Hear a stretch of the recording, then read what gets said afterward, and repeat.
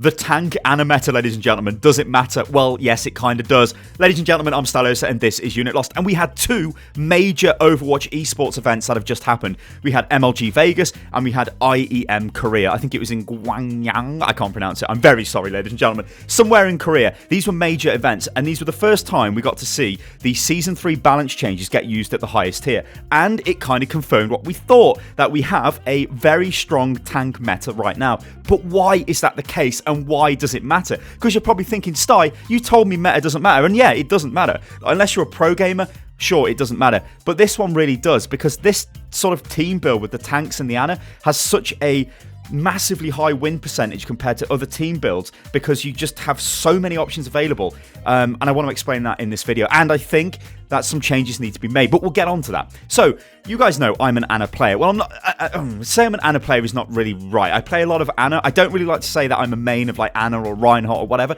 but Ana and Reinhardt are my most played characters in season 3, with Soldier 76 in third, then I think Lucio. So what's the problem with Ana? Well, Ana can quite easily heal the tanks. What this means is you can, in crazy situations, run a solo healer, which would be Ana, and then you could supplement that with maybe a Symmetra or something crazy like that, but it depends what point you're on. Or like if you're on the control point maps, so the assault maps, so not control, so not King of the Hill, but like Hanamura, Volskaya, Anubis, I was going to say etc, but that's all of the assault maps. If you're on those maps on the first point, you could maybe, instead of taking a Lucio, you could take a Symmetra to just sort of drop the turrets and get the shield generator, because it's all about that shield gen, not really about the teleporter. Anyway, Ana, she's super strong at healing. Her burst healing is the best in the game, and it is phenomenal. What this means, when you've got tanks, you can easily hit the tank.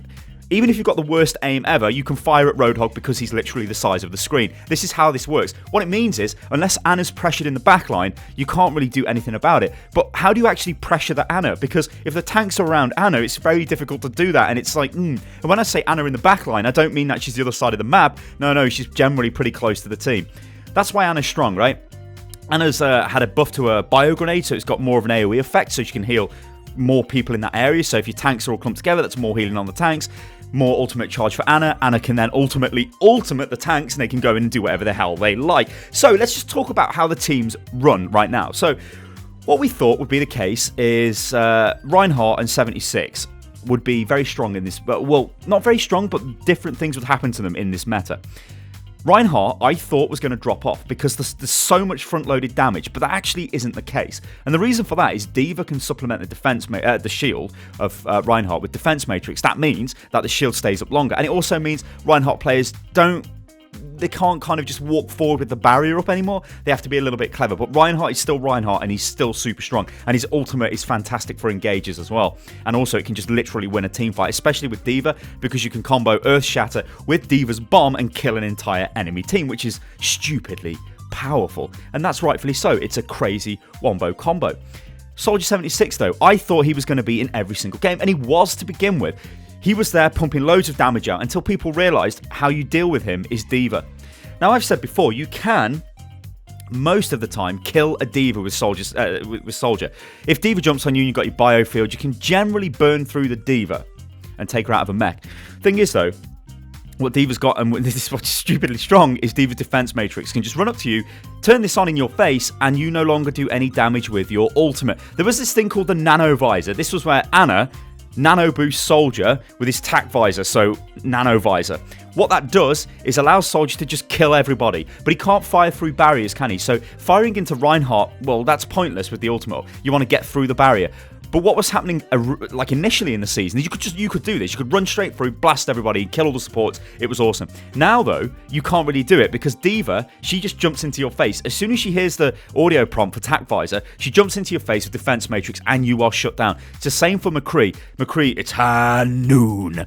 That was such a bad impression, but she jumps into your face with Defense Matrix and you can't do anything and you're dead. Cancelling out an ultimate with a standard ability is stupidly powerful in Overwatch because ultimates generally win the game, and that is fantastic. So what that means is 76 isn't this omnipresent super damage dealer that I thought he would be, and this has been confirmed by looking at the pro meta, because whether you like it or not, looking at the pros and how they play, it does filter down to lower levels, and then you can work out what's more effective. So while I said the meta generally doesn't matter, and it doesn't, this meta really does, because it shuts down loads of heroes. People like Hanzo, people like Widowmaker, they can't really do like literally anything to the triple and even quad tank builds.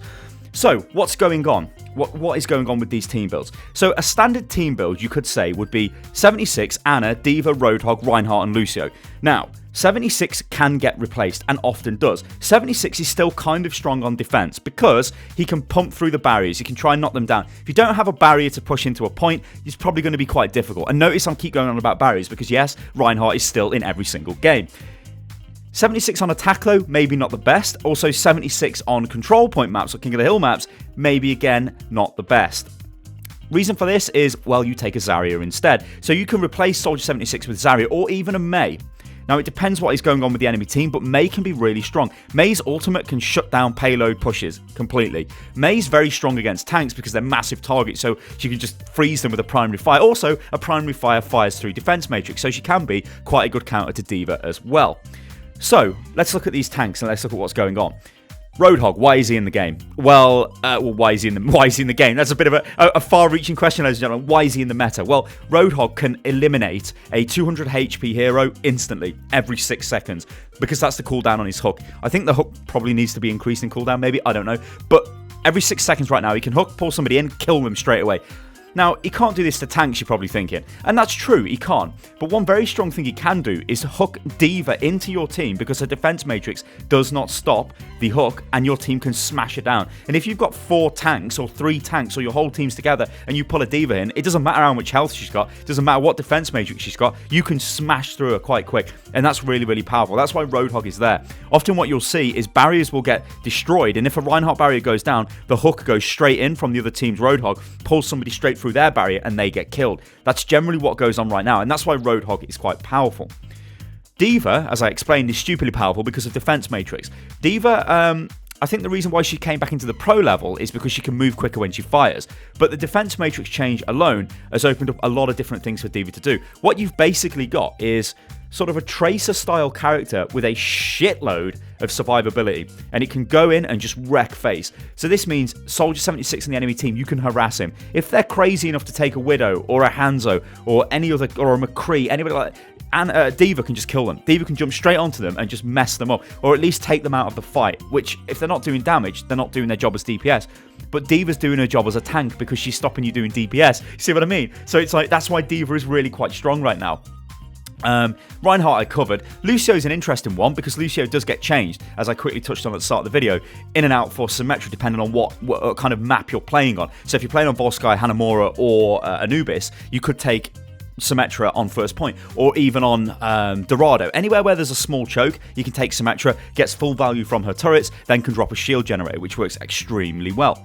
Now, Ana was the point of this video, because Ana is the problem. Ana is the reason why we have got this stupidly strong tank meta, but is it all down to Ana's fault? Well, yeah, like I just said, but also the fact that the tanks generally can only really be countered by other tanks, which is kind of a crazy thing to say, but it's sort of true.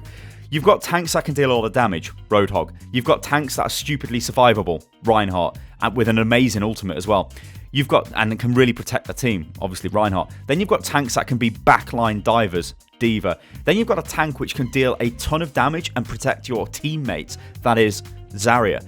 And then you've got a tank which can freeze people and control the area with walls and has an amazing ultimate, that is Mei. Mei literally may as well be a tank because she's so tanky anyway.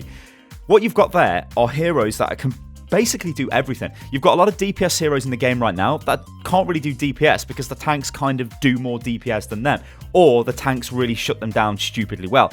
Now, is this a problem for Overwatch, and why the hell does this matter to you? Like I said at the start of the video, it matters to you because if you go out right now and you play 76, Genji, Lucio, Ana, Reinhardt and Zarya, which would have been a pretty good team build in Season 2. If you play that against a triple or quad tank lineup, Genji will do nothing. Soldier 76 will get shut down by the D.Va. And so you're basically fighting a 6v4. That is the problem right now. And do I think this is a great place where Overwatch is? Oh, well... Ugh. See, the thing is, the heroes that I like playing are very much in the meta right now. So I like Soldier, I like Reinhardt, I like Ana. So for me, it's great. Like, I can literally play one of my favourite heroes every single game, and that's awesome. But is this great for Overwatch? It kind of isn't in a way, because it's not that it's stale, it's just that we're not seeing any of the sort of super flashy plays that we sort of were used to seeing in Season 2, where you would see Genji going around killing everybody. You'd see McCree with beautiful headshots, and it kind of had more focus on DPS, whereas now it's definitely got more focus on tanks and more focus on using those tanks effectively, which generally means sending the tanks into the enemy team and just killing them. It means getting the Roadhog to land a hook. It means Reinhardt just smashing people's faces in with a hammer and then dropping that clutch Earth Shatter, which then lets D.Va throw her bomb in. That's kind of what it means. And does it matter to you guys? Well, yeah, it does, because if you run a team right now that is a standard meta composition, it will just win more often than a team that isn't. Now, there are some... Is caveats the right word? I think it probably is. My vocabulary isn't that fancy. There are some things which could possibly change this. Now, I have said before, don't listen to the meta if you can't play the heroes. Don't just think to yourself right now, all right, I've never played Roadhog. Like me, I never play Roadhog, right? I'm just going to play him. Let's go, let's play Roadhog because he's in the meta. No, I should play somebody who I can actually play. I'll be more effective to the team. What I'm trying to say in this video is, though, this meta right now, if you conform to the meta and you play a heavy tank build, you will probably win the game, but you need Ana. You need Ana on your team. And this makes me worry for Ana, because Ana can pump out so much healing. Will she get nerfed? I think she probably will, ladies and gentlemen. And this is coming from somebody who plays a lot of Ana. And I think it's just down to the fact she can heal so much so quickly. Ladies and gentlemen, I'm Stylosa and this is Unit Lost. Let me know what you think about this in the comments below. But do remember, the meta doesn't necessarily mean better, but right now, if you're not running a heavy tank team, you're probably going to be at a disadvantage compared to the enemy team, if they are. And always play the heroes you're more confident with. Never, never, never, never think to yourself, okay, Zarya is in the meta now, I'm going to play Zarya, if you've never played it in your life. Don't do that. Always stick to heroes that you know will work for you. Ladies and gentlemen, I've been Stylosa, this is Unit Lost. If you like the video, then like the video, subscribe to the channel, leave a comment below, follow me on Twitter, which is @UnitLostGaming, and I'll catch you next time, guys. Toodaloo.